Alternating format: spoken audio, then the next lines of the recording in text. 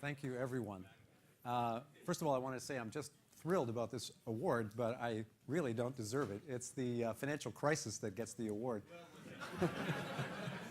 Honestly, I've been working on financial markets for many, many years, and then all of a sudden this crisis came along and everybody wanted to hear about it, and the alumni groups included.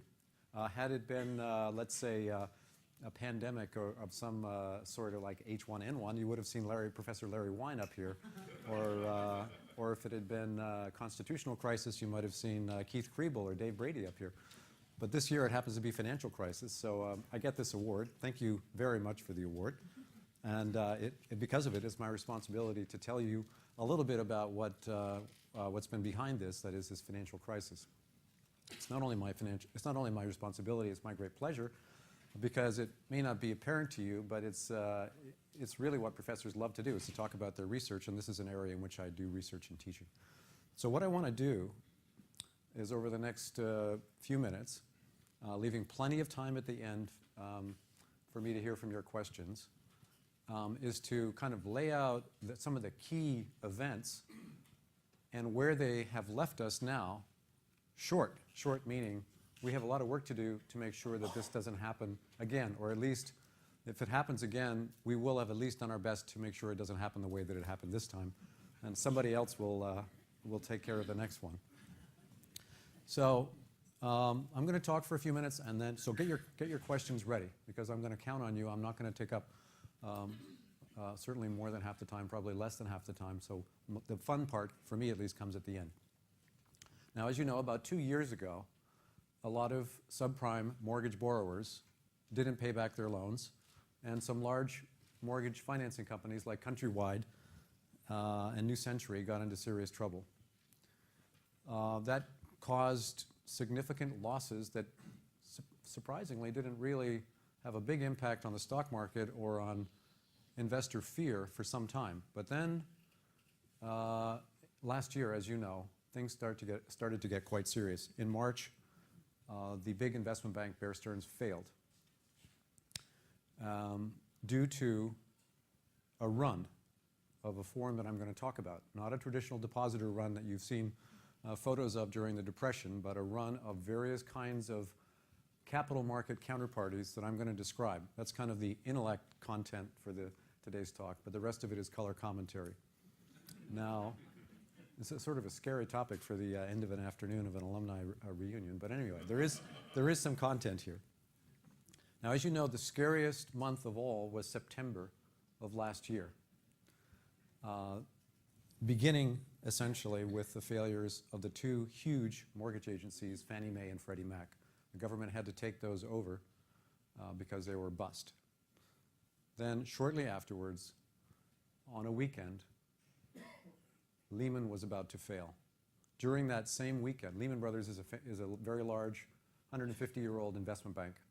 During that same weekend, Merrill Lynch apparently was going to fail and had to be taken over by the Bank of America. On the Monday morning that Lehman failed, declared bankruptcy, there was a run on money market funds in the United States. Now, that's not a well-known fact, but it was starting with the Reserve Fund, which is a fund that had invested in Lehman Securities. There was an increasing amount of funds being taken out of money market accounts around the country, and the Federal Reserve and the Treasury decided something had to be done, and the government insured money market funds that week. Meanwhile, it became apparent that AIG was going to fail, AIG being one of the world's largest insurance companies. The government had to step in and give $85 billion that week to AIG to keep it from collapsing and possibly bringing down some of the banks that had relied on it for insurance. That same week, rumors started to circulate that Morgan Stanley, which fortunately did not fail, was in deep trouble because many of its clients were leaving in droves. And we know now, because the facts are now coming out, that there was a significant loss, I'll describe that in a few minutes, of their ability to finance themselves in the same way that had caused Lehman to fail. People were even using the term, could Goldman Sachs also go? Now we know Goldman Sachs is now one of the healthiest banks in the world. So although it's been only a few months, it's easy for us to forget what a serious week that was. It was a very short week, but a very severe week. Later that month, two of the nation's largest retail banks, Wachovia and Washington Mutual, also failed, had to be taken over by the Federal Deposit Insurance Corporation. On September 29th, still the same month, Congress was presented a 3-page draft piece of legislation from Hank Paulson, the Treasury Secretary, asking for $700 and some billion to finance a bailout of the financial industry. I remember sitting at my desk as the votes on the floor of the Congress came in against that bill, and as they started to be tallied in Congress, you could see the Dow Jones average ticking down vote by vote. It dropped 500 points during the course of that vote on the House of Representatives. Eventually, as you know, by October 1st, Congress did pass a version of that Troubled Asset Relief Program, $700 billion of financing for the financial industry. Now, after some fits and starts, they actually started to use that money to recapitalize some of the weakest banks. And later, they used some of the same money for GM and Chrysler and some of the smaller banks.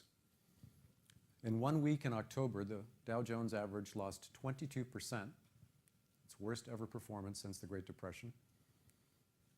And the stock market at that point was down 40% from its high only a year ago, only a year before. Stock market volatility reached the level of 60% for sustained periods. It had never done that. Momentarily in the 1987 stock crash, volatility in the stock market exceeded 60%. But for the first time ever, it was sustained at such a high level. That's 4 times the normal level of volatility in the stock market. In total, stock market investors had lost globally $8 trillion, far more than the losses on subprime mortgages. So this had become a global financial crisis. Now, since last fall, although the stock market got even lower, thanks to the last resort financing by the Fed and continued support for the economy and the financial sector by the Treasury and by other governments, markets have stabilized. Earlier this spring, the government tested the banks in what was called a series of stress tests, announced that they were satisfactorily capitalized, and on that basis, those banks were, the weakest banks were able to raise significant amounts of capital, private capital in capital markets. And that surprised, the positive effect of that surprised many, including some in the administration, from what I can tell. The stock market subsequently, as you know, rebounded strongly. Housing prices have started to go back up across the nation. They're still, by the way, about 50% higher. Housing prices in the country are still about 50% higher than they were in 2001. So maybe this is a good time to declare this crisis over and look ahead at our preparations for the next one. Is the crisis really over? Let me ask that question briefly. We're not necessarily completely out of danger. According to the International Monetary Fund, banks have written off about $1.3 trillion in bad loans because of the subprime mortgage-related losses. But they still have about $1.5 trillion of write-offs on bad loans to go. So there's a serious problem in the banking industry. They're continuing to raise funds, but some banks are very weak.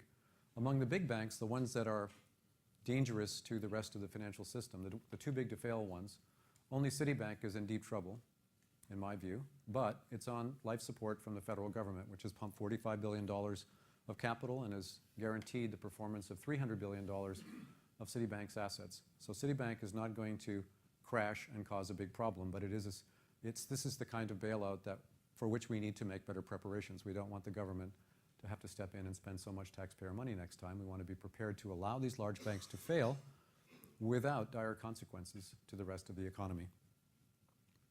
We still have an unemployment rate of around 10%, which is a post-war high. That is at this sustained level.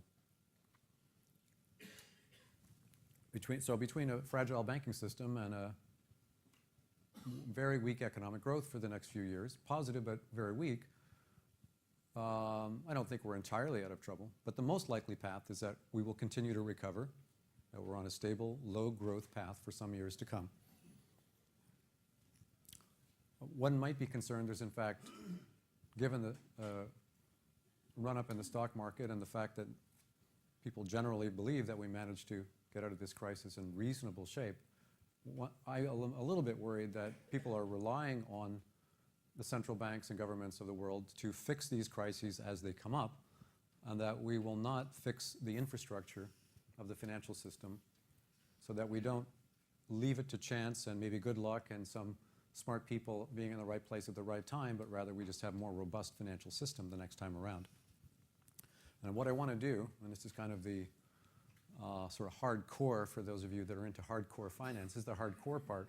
I want to talk about what we do need to do about keeping these large dealer banks in a more safe and sound condition. Now, when I say a large dealer bank, those are banks that not only may have commercial banking services like Citibank, JP Morgan, and so on, but they also have businesses making markets in securities and in derivatives and serving the needs of hedge funds as clients and doing asset management for large institutional investors. Many I can see are in this room. So these banks run very large, complex financial businesses, but the point of instability that we discovered during the financial crisis for banks like Lehman, Bear Stearns, the near call at Morgan Stanley, and the other very large dealer banks had to do with the backbone capital market operations in 3 areas. I'm going to test you on these afterwards. One area is derivatives. I'm sure most of you have heard about these. I'm not going to talk about them in detail. How many of you have heard about repurchase agreements? Just to get an idea of my audience. Oh, quite a few. Okay, so I got a pretty sophisticated audience. I can race ahead. Those are the 2 of the areas, derivatives and repurchase agreements, which are short-term loans to these banks that allow them to finance their securities. The 3rd area is called prime brokerage. This is the business by which these banks handle securities and cash for hedge funds and help them execute their trades, keep their accounts, provide them with reports, accounting, risk management, and so on. Now, these prime brokerage clients are also a source of instability. All 3 of these classes of counterparties to these large dealer banks will rush for the exits when these banks start to look distressed, and they will accelerate the onset of a default by these banks. Just in the same way, if you've seen photos of depositors lined up during the Great Depression at a bank that was in trouble, those depositors would line up for cash because they were afraid that if they didn't get fast enough into that line, that someone else would get the money out before they did. And by the very act of withdrawing their money, they accelerated or even caused the failures of those banks. Now, as you know, in 1933, the government instituted deposit insurance, federal deposit insurance. So we don't need to worry in this country about traditional deposit insurance deposit runs on banks. But this is the 21st century. We have these large repo, derivatives, and prime brokerage businesses that can run, and when they do, they can also do the same thing. They can cause these banks to run out of cash and not be able to meet their obligations and fail, even if the banks might, in principle, be solvent if you are able to sell all of their assets in an orderly manner. Now, I want to run through this very briefly, these 3 sources. First, I want to talk about repos. These are very short-term loans, typically overnight, by which these large dealer banks finance their inventories of securities that they hold for their own investment and for purposes of making markets. Now, if the hint of weakness at one of these large dealer banks like Lehman hits the market, anyone that's lending money to Lehman can simply say, why should I continue to lend money when I could walk away? Even if my loan is secured, as a repo loan is, by holding securities from Lehman, why would I put myself in a situation where I have to go through a workout through bankruptcy? I can simply tomorrow lend that money instead to JP Morgan or some other bank. Now, if those short-term lenders decide not to roll over those loans, then the bank has to find additional cash financing, and its sources of cash are disappearing at a time like this. It may have to sell securities into a falling market sometimes called a fire sale in finance. And that itself can be destructive of value. It can also cause knock-on effects through the rest of the economy. As banks sell more and more of these troubled assets, the prices get lower and lower, and that causes everybody to be in the same boat. So regulators are working on ways to prevent these runs by repurchase agreement counterparties, that is, by these short-term lenders, but they haven't solved that problem yet. Now I'm going to talk about derivatives. You all have heard about what they are, but you may not be aware that if I enter into a derivative contract with Bear Stearns or Lehman or Morgan Stanley, then I must post collateral with them, meaning a cash guarantee that I will perform on my contract. If I become concerned that one of those banks may not make it, I don't want to leave myself in harm's way. Maybe they won't perform on the derivatives contract. Maybe I'll have trouble getting my cash back. So I will take my contract and move it to another bank, a safer bank, and I'll take my cash with me. And those banks will lose a source of financing. And you might say, well, how would that cash that I've left there as collateral be used for the banks, by the banks to finance themselves? Indeed, the banks are able to use that cash collateral for their own purposes. They owe it to you, but it's not segregated. They can buy other securities, lend it to other customers, and so on. So by leaving en masse, derivatives counterparties can reduce the source of cash available to these large dealer banks. This is another kind of run.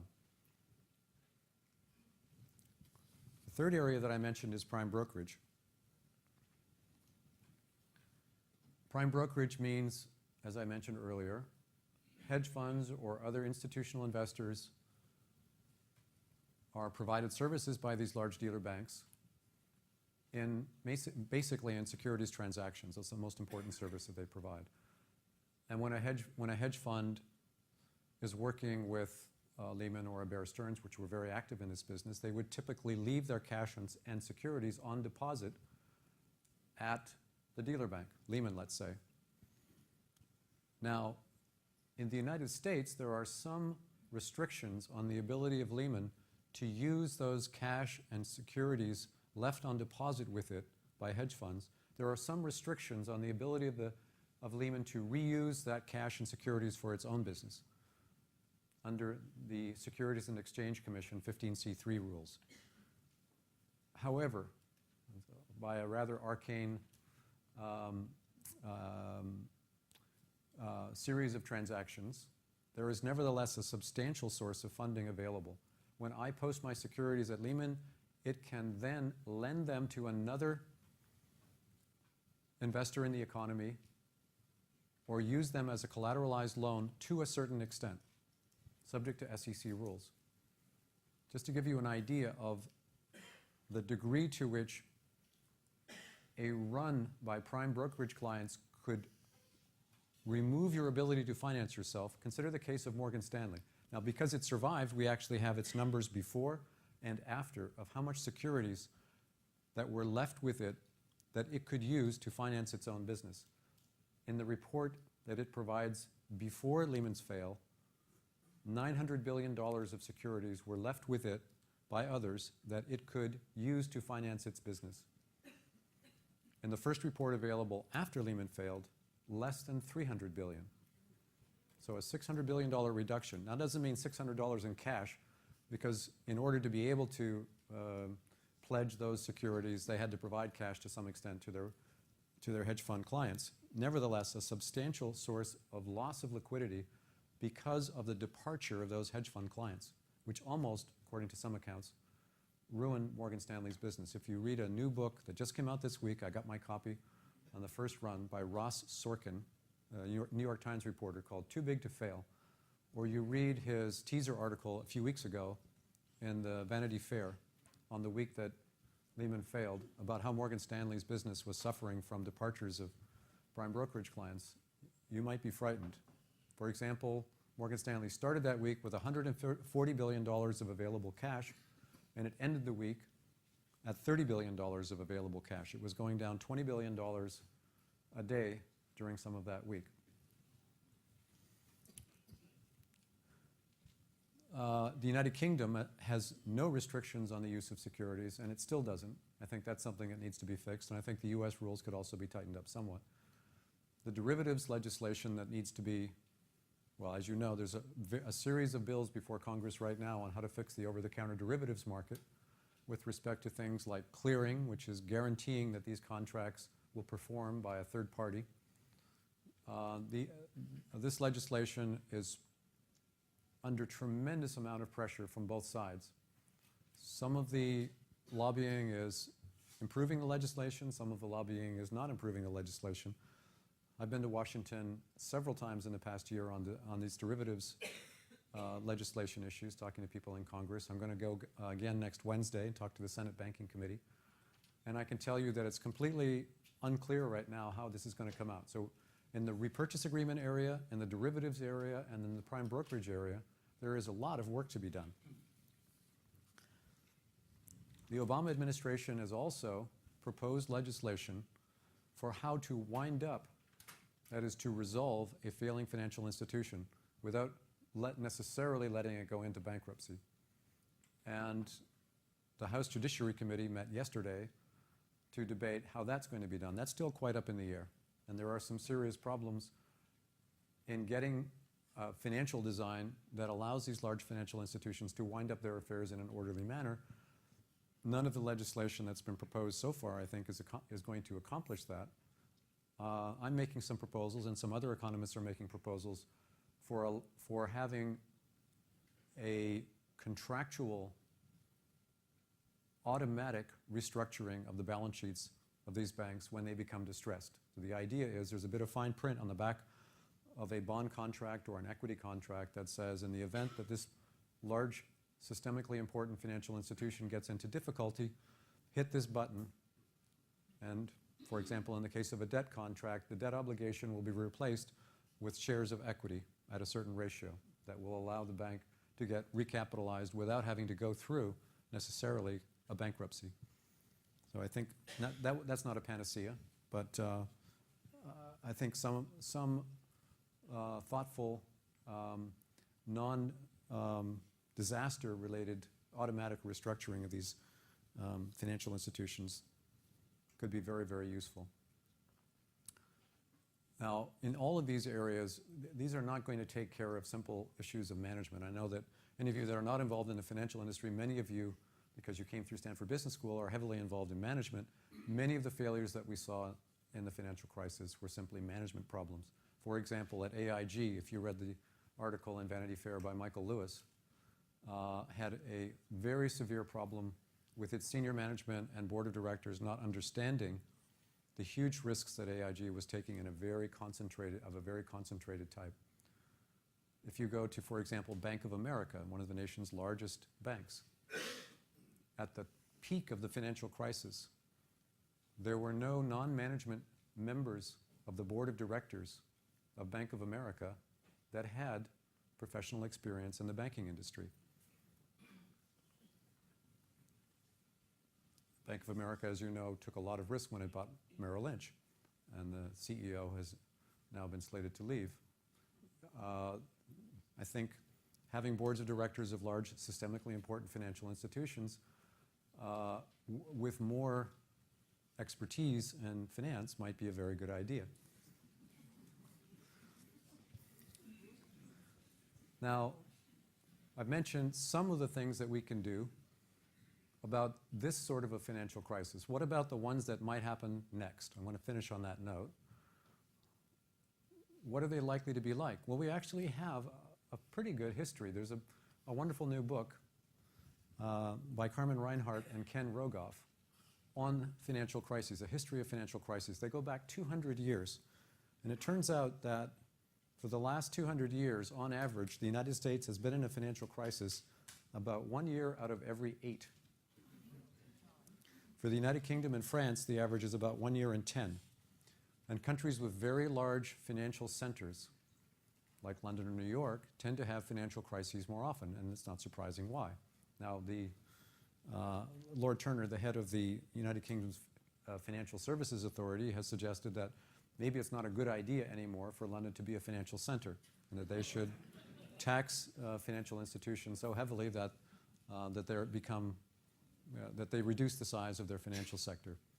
And I seriously doubt that that's the right way to go. I think we want to improve the robustness of the financial system, but not necessarily get rid of the financial system as we know it. Anyway, I doubt many countries would be interested, perhaps except France, in getting rid of their largest financial institutions. Now, in these last 200 years, where do these financial crises come from? Well, Carmen Reinhardt and Ken Rogoff find that most often they're associated with bank losses on real estate loans. The next most common causes are sudden collapses in commodity prices and with liberalization of financial markets, regulations. So it seems that we had a few of these things going on. Those are the three most common causes. We've got sort of the perfect storm, or the mother of all financial crises, it seems. So I would certainly start by fixing the problems that I just described. And we could go back and talk about the genesis of this crisis and how it was that people took so much risk and moral hazard and compensation issues and so on. That's not my message today. My message today is inevitably we're going to get these crises, but we want to make the plumbing of the financial system much more robust so that when these losses occur at one large bank, they don't get transmitted through the financial system to other large banks. That plumbing needs to stay relatively clear. As I mentioned, the losses in the subprime area were on the order of $1 trillion.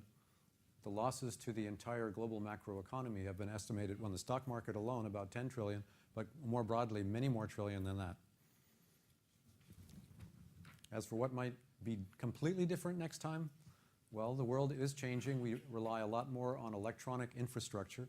Some of you may not know that we had a close call on 9/11 when the Bank of New York, which is one of the two, in fact, it's the largest clearing bank in the world. It handles backbone cash and treasury transactions for a large fraction of the market. It went down because its electronic telecommunication system was broken by the attack on the World Trade Center, and there was close to a panic in the money markets by which banks fund each other overnight.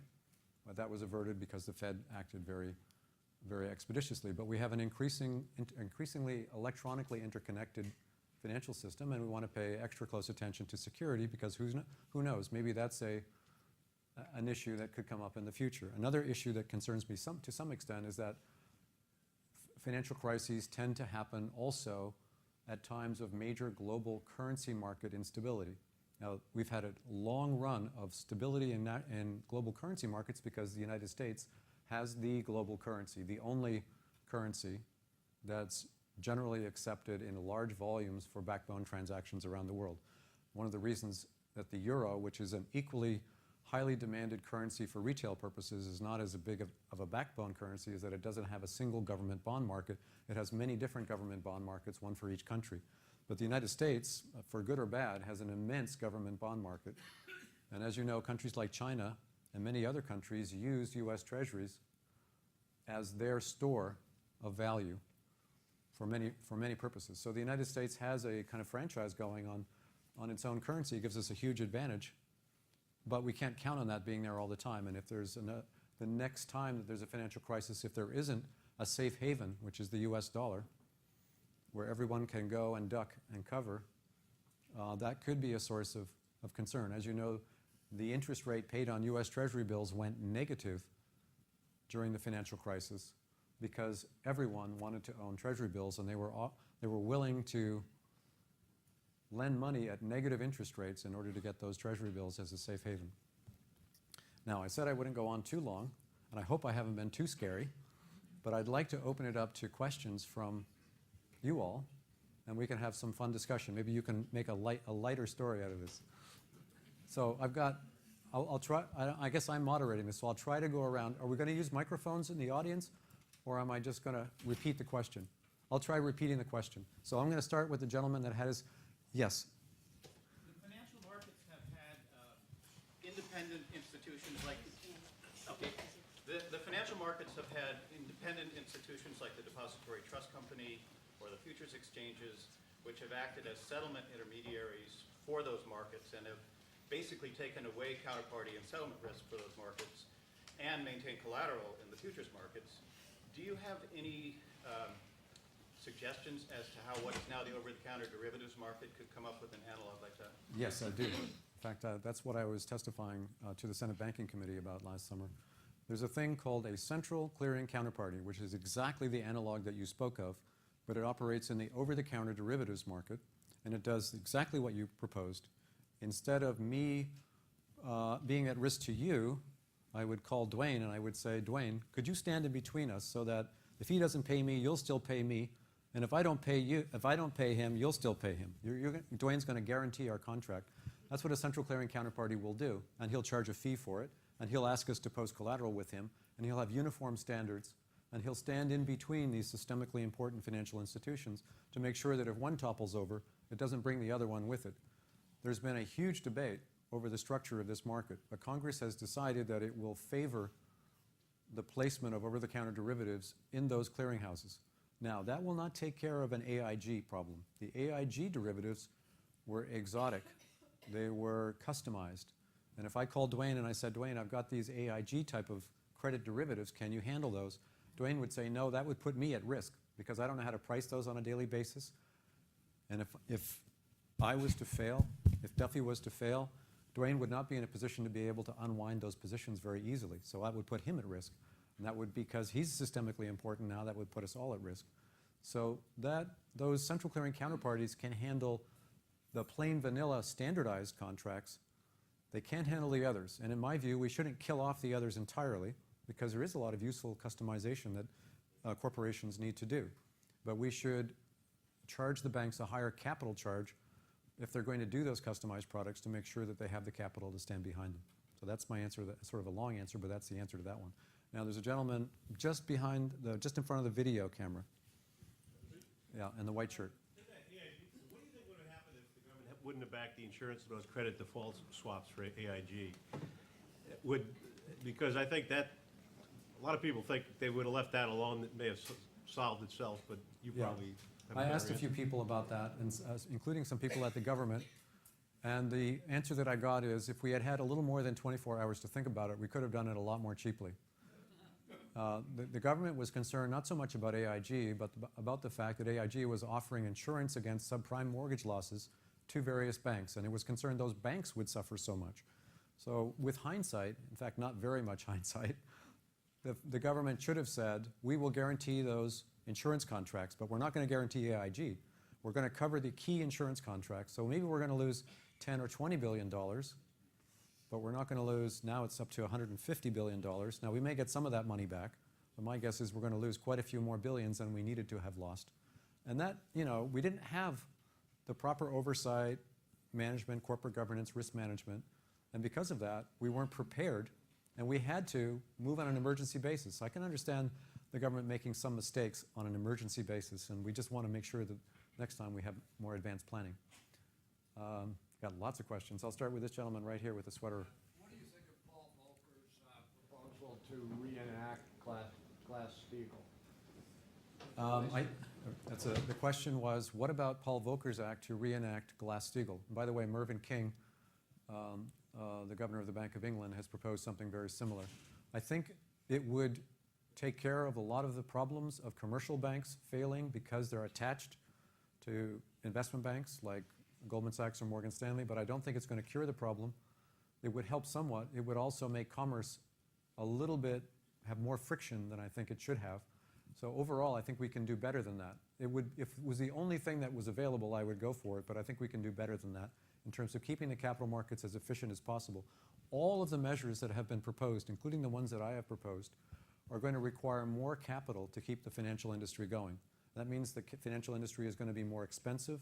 It'll take more capital to process the same transactions. Return on capital will be lower. That will slow down the economy a little, a price we need to pay.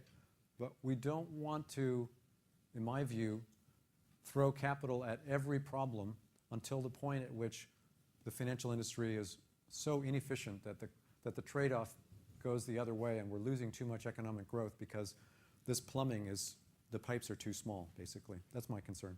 But as I said, it's a thoughtful and and worth considering idea. The gentleman here in the black T-shirt. Right now, as the banks strive to maintain their profitability and the government is working on consumer protectionism, how do you see those two, they're conflicting with each other, and how do you see that impacting the banking business going forward? Well, yeah, as you know, the banking industry is lobbying very hard to prevent the new Consumer Protection Agency from coming into place. And I have to confess, up until I visited Washington for the last time, which was about a month ago, I was against this new Consumer Protection Agency because the Fed, the OCC, the OTS, the Office of Thrift Supervision, and the FDIC all have responsibilities in this area. And I thought, wow, we don't want another government bureaucracy. They already have this covered. And then when I went to this meeting, I was convinced by a presentation in which it was made clear that these other agencies have many conflicting objectives, some of which are, consumer protection is not as high on the list as it might be. So I have become a convert. I'm in favor of adding another federal bureaucracy to protect consumers from unsafe or unfair practices by banks. Now this one, as opposed to what I was talking about, which is systemic risk, this one is in a different area. This is like a drug, the FDA protecting you from getting inappropriate drugs from from over the counter or from retail. And my views on this are separate from what I was saying before, but I think it is a good idea, and I think it's a traditional special interest. On the one hand, consumers want their interests protected. On the other hand, the banks want to remain as profitable as possible. And both have good cases to make, but I come down in favor of this Consumer Protection Agency. Yes, sir, in the jacket right here. Yes. You weren't pointing directly at me.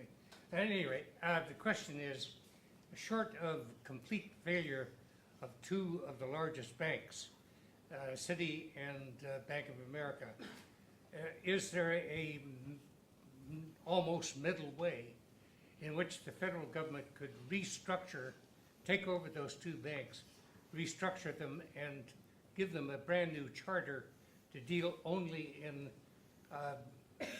local, state, and federal securities, and thereby secure the capital structure of those two banks, split them up, in effect, and make them into much more manageable, give them a regional venue, and so on. But the whole competition between Citibank and Bank of America got to be so vicious that that's why Bank of America stepped out of line and bought that mortgage company, forgotten which one it was. Countrywide, and the brokerage company. It was the egos of the managers, the owners and CEOs, that got those two banks into severe trouble. Absent that kind of management, would it be feasible for the federal government to take them over and restructure them along the lines I just suggested? Well, in the case of Citibank, it sounds like your game plan is essentially, you must have given it to the government, because that's roughly what the government is doing right now with Citibank. They have a very large fraction of the equity of Citibank, and they have been putting pressure on Citibank to essentially dismember itself, selling off any businesses that it can sell off in order to raise capital, to eventually downsize and focus on its more on its core competence. I'm not familiar with the personalities involved, but the former CEO of Citi, Chuck Prince, indeed, consistent with your the basis of your question, said, the idea is, as long as the music is playing, we continue to dance. Meaning that if we're competing against others and they are taking on more and more of businesses that may not be long run profitable, but we have to do as well in order to show that return on our accounts, then I think that he was referring to that competition that you spoke of. But I think that kind of behavior is now, at least until our memories fade and the next crisis comes along, that kind of behavior is not going to be either tolerated nor adopted. The case of Bank of America is quite different. They may have had some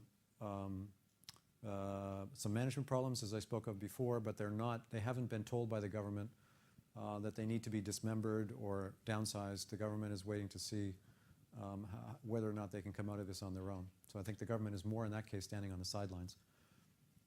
Yes, sir, right here. How would you measure bubble formation, and how would you measure the timing of burst points? Yeah. Well, if I knew that, as they say. Okay, so the question was, how do you measure the formation of bubbles, and how do you foresee the time at which the bubbles burst? I have to tell you that I find this very, very difficult. Economists are worse than anything else at timing. So seeing when they're going to burst, you can forget about that. In terms of seeing the formation of the bubbles, whenever you see very, very low costs for borrowing, and you see large capital flows going from one country, like China, to another, like the United States, watch where the money goes.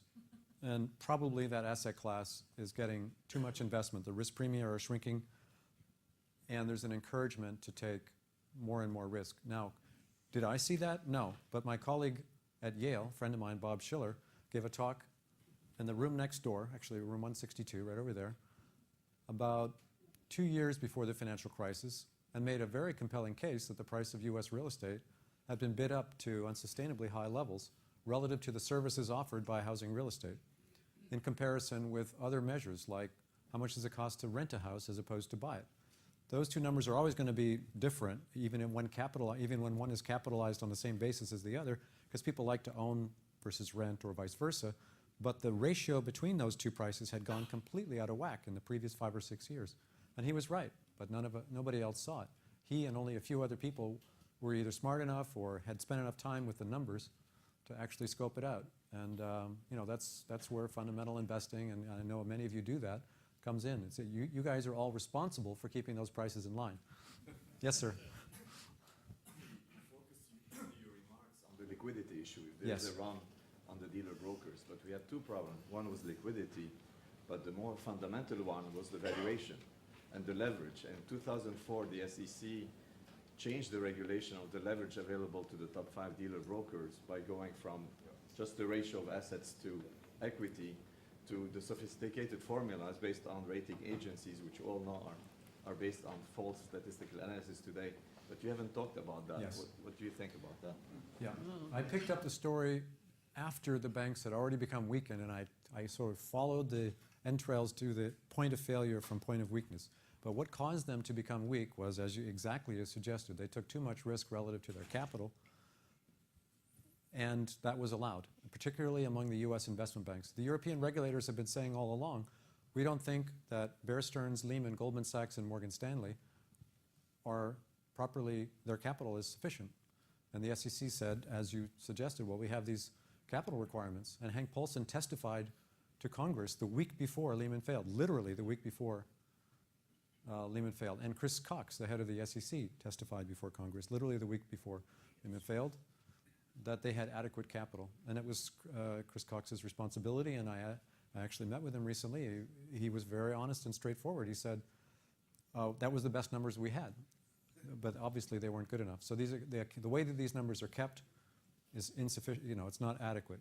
We need proper mark-to-market accounting, and we need much tighter controls on leverage. I want to repeat, there's a lot of mistakes are going to get made, and these banks are, even if we fix the leverage problem, they're going to get into trouble the next time. My concern, that is the area in which I'm focusing my remarks today, and in fact most of my research and work in Washington now, is on once they get into trouble, try to prevent their failure from creating a knock-on effect that will clog the plumbing of the financial system and cause a macroeconomic recession. But I don't think, we can do the best we can to prevent them from taking too much risk, but I don't think we're going to be able to foresee or look around corners and see how they might be able to do that the next time. We want to allow them to fail, not bail them out, and prevent that from getting hit the next place. But you're absolutely right. Yes, sir, with the glasses, the tall man right here. What's your take on the overhanging outstanding real estate, commercial real estate business, and the option arm resets that come up in 2010? Serious problem. As I mentioned, the International Monetary Fund has estimated an additional $1.5 trillion in loan losses still to be written down. That estimate came That includes, Because you drive around this neighborhood, you see space available, our biggest well, yeah, there's not quite 1.5 trillion right around here, but but globally, there's a lot more that's going to happen. Fortunately, we're not in the middle of a financial crisis. It should be possible for the banks to recapitalize as they go and to use the earnings that they're making. You know, some banks are quite profitable now, like JP Morgan and Goldman, as you may have read, are just raking in money. Other banks are doing okay, and they'll be able over time to cover these losses. I had a conversation with Ben Bernanke when I was in Washington a few months ago about this issue, and he said, you know, it's not always the case that the assets of a bank are worth more than their liabilities. Although we always learn in the accounts that that's supposed to be true. They often find themselves underwater, but in the normal course of affairs, they can work that out. And that's why, you know, the Fed is there to pump up the economy and keep them going and lower interest rates so that they can make more profits when they're in desperate trouble. But again, in a financial crisis, that doesn't work because there's a run on the bank, and we find out that the assets are worth less than the liabilities because we actually liquidate both sides of the balance sheet, and there's not enough to cover the liabilities. So the answer is basically wait and see. Wait and see, that's right. And I'm relatively optimistic, so I'm not telling a scary story on that front. Yes, sir. Yeah, Citicorp had a $100 billion off-balance sheet conduit. Yes. And you had the same thing all over in Europe. The question is, that's been cleaned up. And how far is the risk pendulum going to swing back to conservative asset allocations and so forth? Well, it has swung. These off-balance sheet conduits have been cut. Yeah, oh, sorry. The gentleman has asked me, what about off-balance sheet financing conduits for the large banks like Citibank, which had a lot of it? And now that we are in a situation where we understand that these are dangerous, I think that's the premise, will the pendulum swing to the other direction? And instead of having too much leverage, will we be too conservative? Which is, in principle, a danger because, you know, if you require too much capital to make a loan, then it'll be too expensive for people to borrow on their credit cards, to buy homes, to buy cars, for factories to hire workers. You know, we don't want to slow down the economy to zero by restricting the availability of credit. We need to allow some degree of flexibility to the financial system. So my view on that is the government doesn't need to worry at this point too much about its desire to reduce leverage at the banks. The banks have already taken care of that to a great extent. They've become very conservative in the way that they're making loans. They no longer have these off-balance sheet financing conduits. There is no longer a business which is called securitization. It's essentially disappeared for the time being. So very few loans are being made. Well, I might take issue with that. It could come back in a good way. But there's many fewer loans. And voluntarily, the financial industry is making very few loans relative to its capital compared to what it was a few years ago. Now, eventually, the government, if they start to roll up the leverage again, the government's going to have to step in and make sure that they don't roll it up too fast. But I don't think we need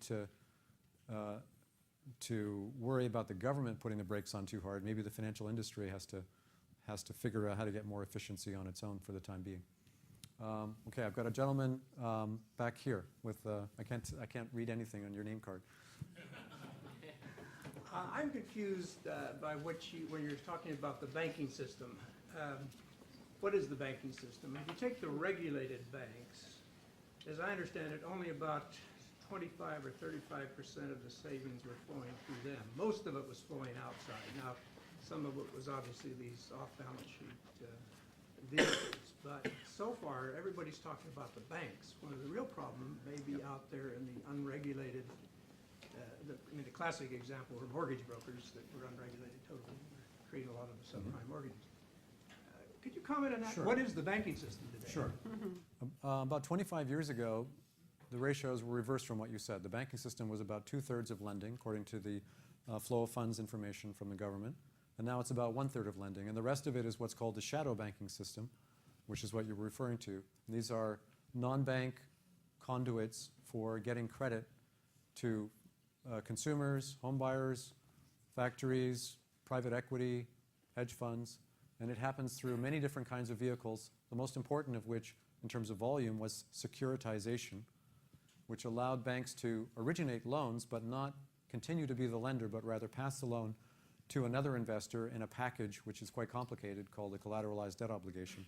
And that business was, as you know, at the very core of the cause of the financial crisis. And again, continuing the theme of my answer to a previous question, I'm taking it from there in my study to the disaster in the dealer banks. But you're absolutely right. We need to fix that system as well. In fact, the private industry, I think, is going to fix, that industry has disappeared for now. Securitization is, there's no issuance for now, except where it's supported by central banks, particularly the ECB and the Fed.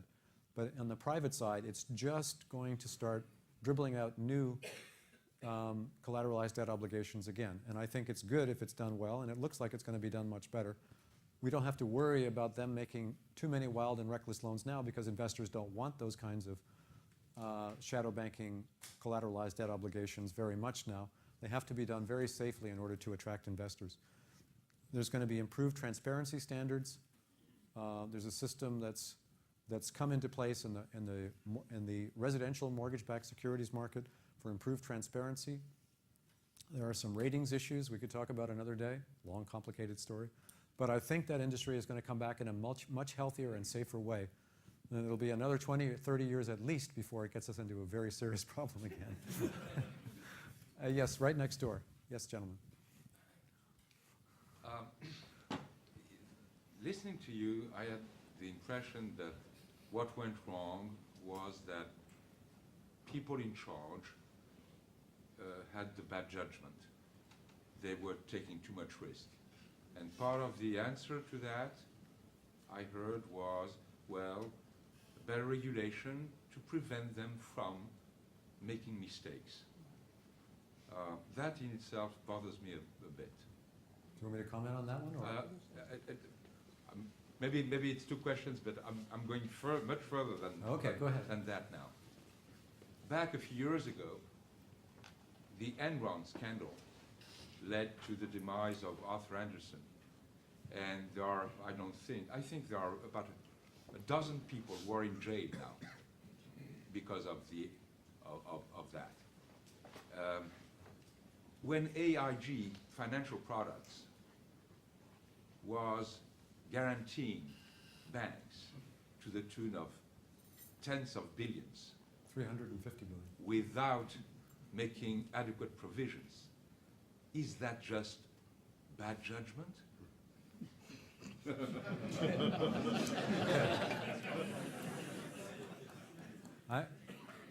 First of all, I agree with the premise of your question. There's no way that we're going to pass regulations for smarter managers, better managers, more diligent managers.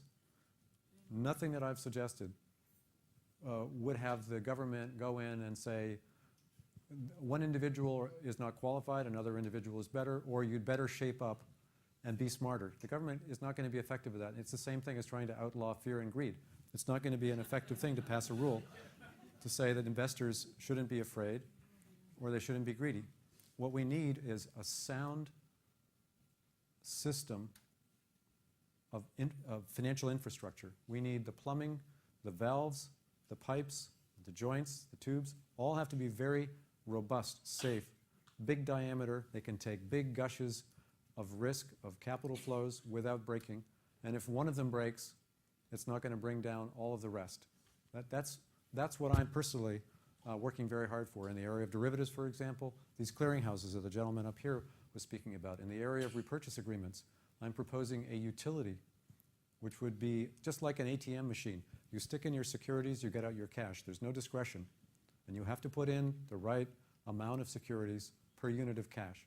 So these are not rules that the government is going to impose on managers to say, please be smarter, or don't be evil, because that's not what the government does well, and it's not effective. But rather infrastructure. That's what I'm all about. Yeah. Gentleman right over here. On the other side of it, you mentioned the conservative nature of banks and the lack of securitization. I'm involved with a company that owns a bunch of other companies, and they're middle-sized, 100 million to roughly $1 billion in annual revenue. And they're, part of their structure is they've got levels of debt that are coming due every 2 or 3 years. And the issue is many of those are healthy companies, but they can't get the credit.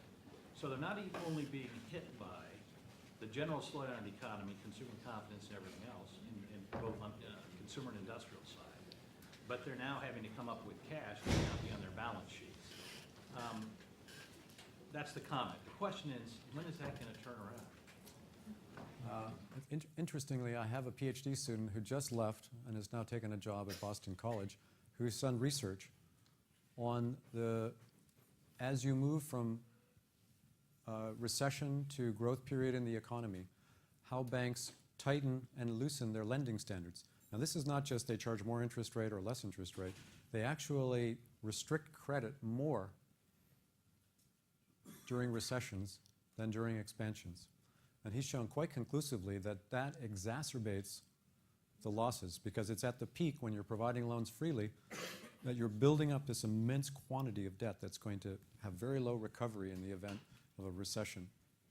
So the story that you told is not just the companies that you've witnessed, it's in fact very common across the economy. And in fact, bankers are polled by the government periodically, I think it's either monthly or quarterly, for how conservative their lending standards are. Now, this is a subjective poll, but nevertheless, they're also consistent with exactly what you described. And so if you want to know when this is going to end, wait until we have some more economic growth. The banks are a little more flush with capital, and then you'll see lighter lending standards. And let's hope it doesn't go too much beyond that they'll adopt not as weak lending standards eventually as they did in 2004 and 2005. Thank you very, very much for the opportunity. This was great. Thank you.